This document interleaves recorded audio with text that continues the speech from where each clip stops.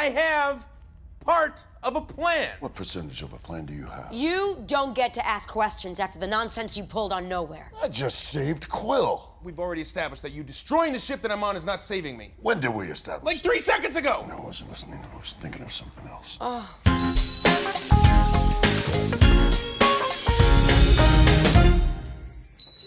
So I'm with Dave Batista, the animal.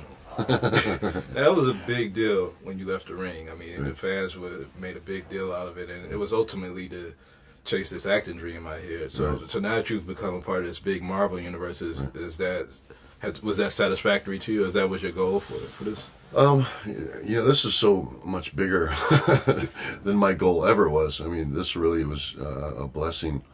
But I actually did want, because I always went, when I left wrestling, I wanted to go back. I knew I would go back. But it was after I did a rap on Guardians where I said, okay, now it's time to go back. So yeah, that was when I finally made the decision. I did go back for about, I think, 4.5 months. But I was obligated to this film, so I left to promote the film and everything. And so, but eventually I'll go back because I love wrestling. Now there's another WWE alum that's making big movies right now, and he's doing well. Has that been part of like the drive to see that people could do, they could achieve success from that world? Has that been part of the thing? Like, look, I could try this world out too. Or? I never looked at it like that at all. I really pursued acting because I just kind of fell in love with it. I never aspired to be The Rock or he's on such a different level. Now he's like an icon. Like he's a worldwide icon, and I never aspired to be that, man. I just wanted to be an actor. I wanted to pursue acting. Well, I mean, you did a great job in this. I mean, and to be illustrated and be Dax the Destroyer. I mean, you already had a huge fan base from WWE, but that's opening up your life to a whole another group of fans. Right. How did it feel just to see yourself illustrated like that? To see these posters with Dax the Destroyer. It's a little weird, man. It's a little surreal. It's sometimes uncomfortable.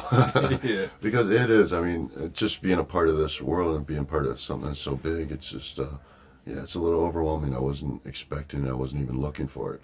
Yeah. But it's like I said, man, it's a blessing. So I'm kind of taking it, moment by moment and day by day and interview by interview and just kind of appreciating it as it comes along.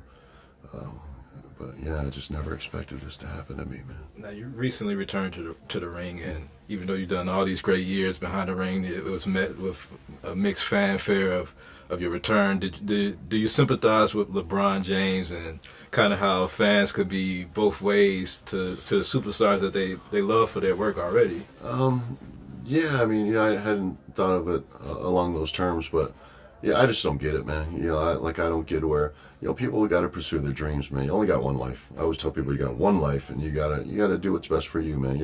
As long as you're not hurting anybody else, and I don't see why, they would hate somebody for making the best decisions for their life. I mean, they're not hurting anybody. They're just doing what's best for their life. You only got one. Yeah. So make the most of it and go for broke and don't hate somebody else just because they're going for broke. Real quick, when we see Evolution, you and Triple H, are we gonna see this? Yeah. Well, I hope so. Because it's so much fun. I love Evolution, man.